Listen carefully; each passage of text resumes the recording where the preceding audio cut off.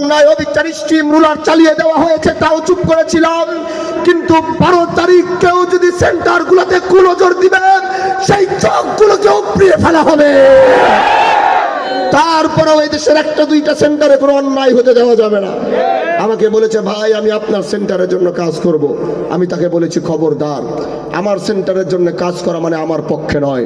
তুমি নিরপেক্ষ হয়ে কাজ করবা, সেখানে নিরপেক্ষ হয়ে তুমি কাজ করবা।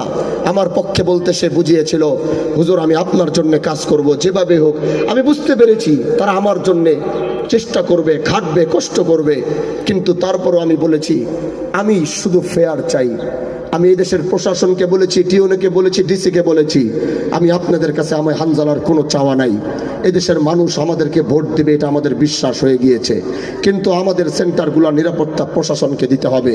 কেউ যেন কোনো রকমের জোর জবরদস্তি ক্ষমতা খাটিয়ে কেউ যেন এটা যেন বানচাল করতে না পারে। এখন পর্যন্ত পরিস্থিতি ভালো। সবাইকে বলবেন নির্দ্বিধায় এসে ভোট দিতে পারবো তো ইনশাআল্লাহ। মা বোনদেরকে বলে দিবেন নির্দ্বিধায় এসে ভোট দিতে, কোনো সমস্যা নাই ইনশাআল্লাহ। আগামীর শিবচর ইনসাফের শিবচর হবে, অন্যায় অবিচার মুক্ত শিবচর হবে। ভালো থাকবেন, সুস্থ থাকবেন। শরীর খুবই ক্লান্ত, কথা আরও বলতে চাই, কিন্তু বুকের বাম পাশে বারবার ব্যথা হয়ে উঠে। কথা বলতে চাই, কথা আসছে না, মাথা ঘুম নাই, কথা যে গুছিয়ে বলবো এই শেষ সময় পরিশ্রমের চাপে হয়তো ঠিকমতো কথাও বলতে পারছি না। এজন্য দোয়া আর ভালোবাসা চেয়ে আমি হানজালা আজকের মতো আপনাদের কাছ থেকে বিদায় নিচ্ছি। দেখা হবে আগামী 12ই ফেব্রুয়ারি ইনশাআল্লাহ। বিজয়ের ঘন্টা ইনসাফেরই বাজবে। নাসরুম মিনাল্লাহ ওয়া ফাতহুন করিব ওয়া বাশশিরিল মুমিনিন।